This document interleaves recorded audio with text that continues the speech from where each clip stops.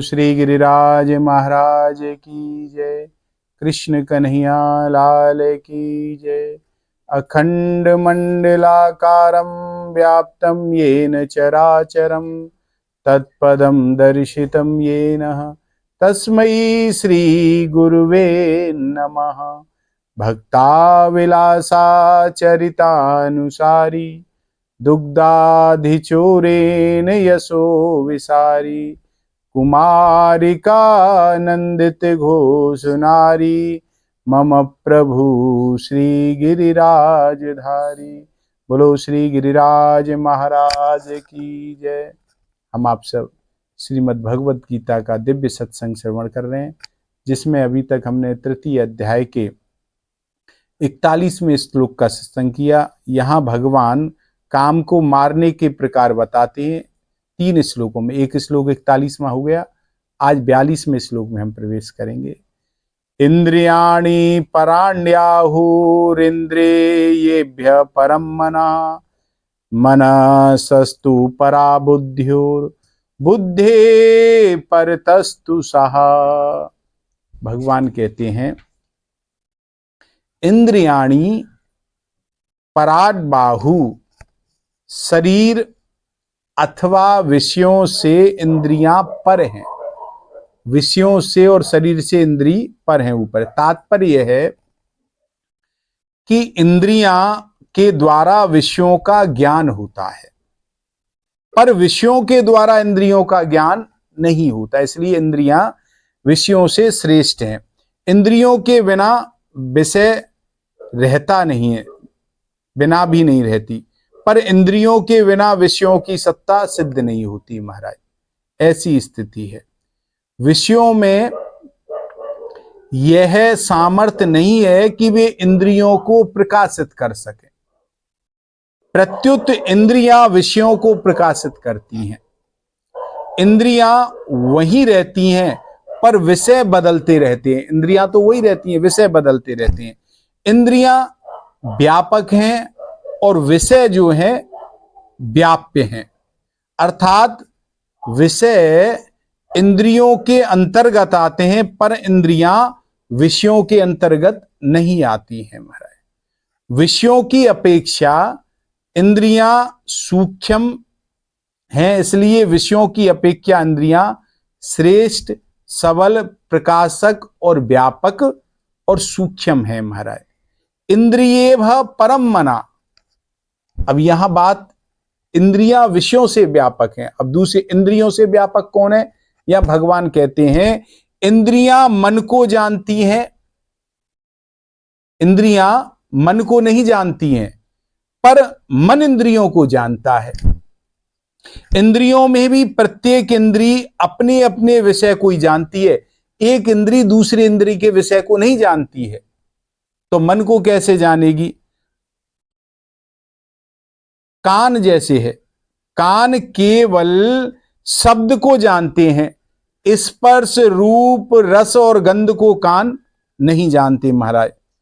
और त्वचा, त्वचा जो है ये केवल स्पर्श को जानती है, ये रस को, गंध को, श्रवण को और रूप को नहीं जानती त्वचा महाराज। ऐसे ही आप नेत्र हैं, नेत्र केवल रूप को जानते हैं, नेत्र स्पर्श को, गंध को, रस को और श्रवण को नहीं जानते महाराज। ऐसे ही जो जिह्वा है यह रस को जानती है, ये रूप को, गंध को, स्पर्श को और श्रवण को नहीं जानती महाराज। इस प्रकार से ये पांचों ज्ञानेंद्रियों का उनके ये अपने अपने को विषय को जानती हैं महाराज। पर इसलिए मन इंद्रियों से श्रेष्ठ है, सबल है, प्रकाशक है, व्यापक है और सूक्ष्म है। मन सबको जानता है, इंद्रियों को भी जानता है और सबके विषय को जाना। मनस्तु परा बुद्धि। अब मन से ऊपर कौन है? बुद्धि। मन बुद्धि को नहीं जानता, पर बुद्धि मन को जानती है। जैसे विषय इंद्रियों को नहीं जानते, इंद्रियां विषय को जानती हैं। इंद्रियां मन को नहीं जानती, मन इंद्रियों को जानता है। ऐसे ही मन बुद्धि को नहीं जानता, पर बुद्धि मन को जानती है। मन कैसा है? शांत है या व्याकुल है? ठीक है या बेठीक है इत्यादि बातों को बुद्धि बड़े ढंग से जान लेती है। इंद्रियां ठीक काम करती हैं, नए काम करती है, इसको बुद्धि जानती है। तात्पर्य है कि बुद्धि मन को तथा उसके संकल्पों को भी जानती है और इंद्रियों को तथा उनके विषयों को भी बुद्धि जानती है। इसलिए इंद्रियों से पर मन है और उस मन से पर ये बुद्धि है, मतलब श्रेष्ठ, बलवान, प्रकाश में व्यापक और सूक्ष्म है। महाराज या बुद्धि परस्तस्तु सहा, यहां कहते हैं महाराज बुद्धि का स्वामी अहम है। इसलिए कहते हैं, कहता है अहम जो कहता है ना, मेरी बुद्धि, बुद्धि कारण है और अहम करता है। यहां पर कारण परतंत्र होता है, कारण परतंत्र होता है और कर्ता स्वतंत्र होता है। उस अहम में जो जड़ अंश है, जो जड़ अंश है उसमें काम रहता है, अहम के जड़ अंश में, और जड़ अंश के तादात्म्य होने के कारण वह काम स्वरूप मतलब जो चेतन है उसमें रहता प्रतीत होता है, रहता नहीं, रहता तो जड़ अंश में लेकिन दिखता है उससे तादात्म्य बनाने के। वास्तव में अहम में ही काम रहता है, क्योंकि वही भोगों की इच्छा करता है और सुख दुख का भोक्ता बनता है वही। महाराज भोक्ता भोग और भोक्ता भोग और भोग्य, ये तीनों सिद्धि होते हैं हमारे, तीनों की सिद्धि होती है। उस परम प्रकाशक मतलब शुद्ध चेतन में काम नहीं है, जीवात्मा स्वयं के स्वरूप में काम नहीं है महाराज। अहम तक सब प्रकृति का अंश है, जहां अहम है वहां तक सब प्रकृति का अंश है, और स्वयं जो है वह चेतन, यह प्रकृति का अंश नहीं है, ये साक्षात परमात्मा का अंश है स्वयं। और जो शरीर, इंद्रियां, मन, बुद्धि और अहम, इन सब का आश्रय, आधार, कारण और प्रेरक है तथा श्रेष्ठ, बलवान, प्रकाशक, व्यापक और सूक्ष्म है अहम। इसलिए महाराज जड़ प्रकृति है, प्रकृति का अंश ही सुख दुख रूप में परिणत होता है, अर्थात सुख दुख रूप विकृत जड़ से में ही होता है, चेतन में विकृति नहीं आती है। सुख दुख की विकृति जड़ पदार्थ में आती है, चेतन में ये नहीं आती है। प्रत्युत चेतन विकृति का ज्ञाता है, परंतु जड़ से तादात्म्य होने से सुख दुख का भोक्ता चेतन ही बनता है, उनसे संबंध बनाने पर महाराज। अर्थात चेतन ही सुखी दुखी होता है, केवल जड़ में सुखी दुखी होना नहीं है। जड़ केवल सुखी दुखी नहीं होता, चेतन से जब संबंध बन जाता है अथवा चेतन जब जड़ से संबंध बन जाता, तात्पर्य यह है कि अहम में जो जड़ अंश है उसके साथ तादात्म्य कर लेने से चेतन भी अपने को मैं मतलब भोगता हूं ऐसा मान लेता है, और परम तत्व का साक्षात्कार होते ही रस बुद्धि निवृत्त हो जाती है उसकी महाराज, ऐसा उसका स्वरूप हो जाता है। अब चेतन ही ये सब करने वाला होता है।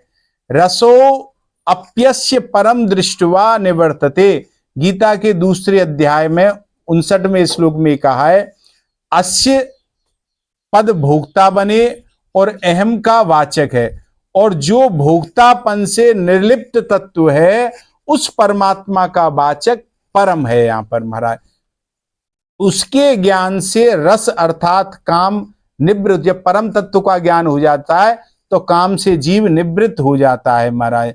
कारण कि सुख के लिए ही कामना होती है और स्वरूप सहज सुख राशि है, ईश्वर अंश सहज सुख राशि, जीव चेतनमल सहज सुख राशि। तो ये बात कहा है, तो इसलिए परमात्मा तत्व का साक्षात्कार होने से काम सर्वदा और सर्वथा मिट जाता है, ऐसा भगवान कहते हैं। दूसरी बात है कि जब जड़ चेतन के तादात्म्य मतलब संबंध और आकर्षण को समझने के लिए एक दृष्टांत दिया गया है, इन दोनों का आपस में आकर्षण है ना, उसके कैसे दिए हैं।